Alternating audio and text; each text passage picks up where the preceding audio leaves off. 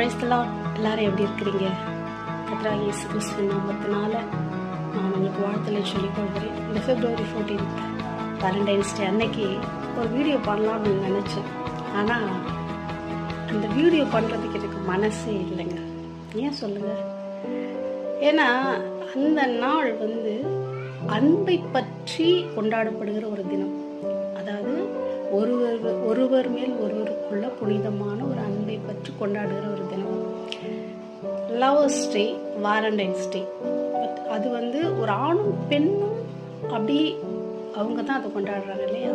சரி, எனக்கு இந்த உலகத்தில் ஒரு ஆணுக்கும் பெண்ணுக்கும் மட்டும் இல்லை, யார் மேலேயுமே யாருக்குமே அன்பு இருக்கிறது எனக்கு தெரியுது.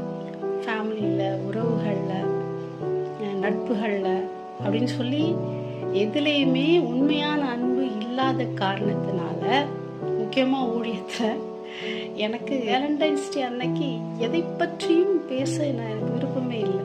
எந்த அன்பை பற்றியும் பேச எனக்கு விருப்பம் இல்லை. தேவனுடைய அன்பு உண்மையானது, அது மட்டும்தான் உண்மையானது. ஆனால் அது வேலண்டைன்ஸ் டே அன்னைக்கு பேசி அந்த தரத்தை நான் குறைக்க விரும்பலை. ஏன் தெரியுமா? இன்னைக்கு ஐ லவ் யூ அப்படிங்கிற வேர்டை விட மிகப்பெரிய ஒரு வார்த்தை இருக்குது, ரொம்ப ரொம்ப வேல்யூபிளான வார்த்தை. இதை தேவைப்படுபவர்களுக்கு மட்டுமே அது எவ்வளோ வேல்யூபிள்னு தெரியும். இந்த உலகத்தோட மிகப்பெரிய வார்த்தை, சந்தோஷம் கொடுக்குற வார்த்தை, ஒருத்தவங்களை எக்ஸைட்டிங்காக யோசிக்க வைக்கிற வார்த்தை ஐ லவ் யூ அப்படின்னு சொல்லி எல்லாரும் நினச்சிட்டு இருக்கிறாங்க. அது ரொம்ப தப்புங்க. ஐ லவ் யூ விட ரொம்ப ரொம்ப பெரிய வார்த்தை, உயர்ந்த வார்த்தை, மனிதாபிமானம் உள்ள வார்த்தை, அன்பான வார்த்தை, காதலான வார்த்தை ஒன்று இருக்குன்னா அந்த வார்த்தை என்னன்னு தெரியுமா உங்களுக்கு? நான் சொல்கிறேன், இப்போ கேளுங்க. How are you. I love you இல்லை, ஹவ் ஆர் யூ. நீங்கள் எப்படி இருக்கிறீர்கள், நீங்கள் நல்லா இருக்கீங்களா அப்படின்ற வார்த்தை தாங்க இந்த உலகத்தில் வேல்யூபிளான வார்த்தை. ஏன் இது ஒரு சாதாரணமான வார்த்தை, பார்க்கும்போது ஒருவருக்கு ஒரு விசாரிக்கிறது தானே இது அப்படின்னு நீங்கள் நினைக்கலாம். டெஃபினட்டாக இல்லை. இது ஒருத்தரை பார்க்கும்போது கேட்குற வார்த்தையும், சொந்தக்காரவங்களை பார்க்கும்போது விசாரிக்கிற வார்த்தையும், நட்புகளை பார்க்கும்போது கேட்குற வார்த்தை மட்டும் அல்ல. இந்த ஹவ் ஆர் யூ அப்படிங்கிறது நிறைய பேருக்கு இன்னைக்கு உலகத்தில் தேவைப்படுது. விசாரிக்கவே யாரும் இல்லாமல் இருக்கிறவங்க, உறவுகளை இழந்தவர்கள், பிள்ளைகளை இழந்தவர்கள், கணவனை இழந்தவர்கள், மனைவி இழந்தவர்கள், பெற்றோரை இழந்தவர்கள், யாருமே இல்லாமல் தனித்து விடப்பட்டவர்கள், தங்களுடைய வாழ்க்கையில எல்லாத்தையும் தொலைத்ததுனாலையும் இழந்ததுனாலையும் மற்றவர்களால் மதிக்கப்படாமல் புறக்கணிக்கப்பட்டு, மற்றவர்களால் தவறாக பார்க்கப்பட்டு, மற்றவர்களால் அவமானப்படுத்தப்பட்டு, அவங்களுக்கு உதவி செய்யக்கூட யாரும் இல்லாமல் ஒரு மூலையில் எங்கேயோ ஒரு இடத்துல தனிமையில் உட்காந்து ஒவ்வொரு நாளும் என்னை பார்த்து யாராவது நல்லா இருக்கியான்னு கேட்பாங்களான்னு சொல்லி இயங்குகிற உள்ளங்கள் எத்தனையோ கோடி இந்த உலகத்தில் இருக்குதுங்க. கோடான கோடி பேர் அப்படி ஒரு வார்த்தைக்காக இயங்குறாங்க. இன்னைக்கு ஊழியம்னு சொல்லி நிறைய பேர் பண்ணுறாங்க. அது ஊழியமான்னு கேட்டிங்கன்னா அதுக்கு அந்த ஊழியம்ங்கிற வார்த்தையை அவமானப்படுத்த விரும்பாதனால அதை பற்றி விமர்சிக்க விரும்பவில்லை. ஆனால் இந்த மற்றவங்களை, குறைவில் இருக்கிறவங்களை விசாரிக்க தெரியாதது ஊழியமே கிடையாதுங்க என்னை பொறுத்த வரைக்கும். முதல்ல உன் சபைக்கு ஒரு விசுவாசி பார்த்து நல்லா இருக்கீங்களா, நீங்கள் எப்படி இருக்கிறீங்கன்னு உங்களால் கேட்க முடியலன்னா அதுக்கு பேர் ஊழியமே கிடையாது.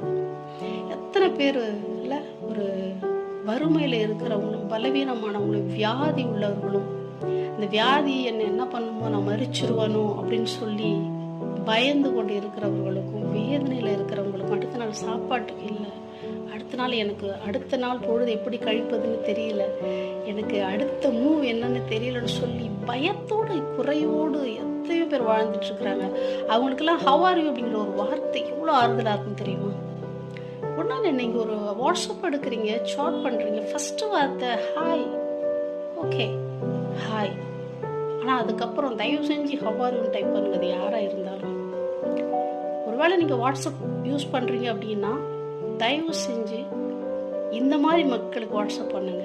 ஒவ்வொரு நாளும் ஒரு மெசேஜ், யாரோ உங்களுக்கு தெரிந்த அனாதையாக நிற்கிற, தனிமையாக இருக்கிற, தனிமையாக ஃபீல் பண்ணுற, இல்லை கஷ்டத்தில் இருக்கிற, வியாதியில் இருக்கிற யாரோ ஒருத்தருக்கு ஹவ் ஆர் யூன்னு சொல்லி அனுப்பி பாருங்கள். அதுதான் நீங்கள் செய்கிற புண்ணியமே.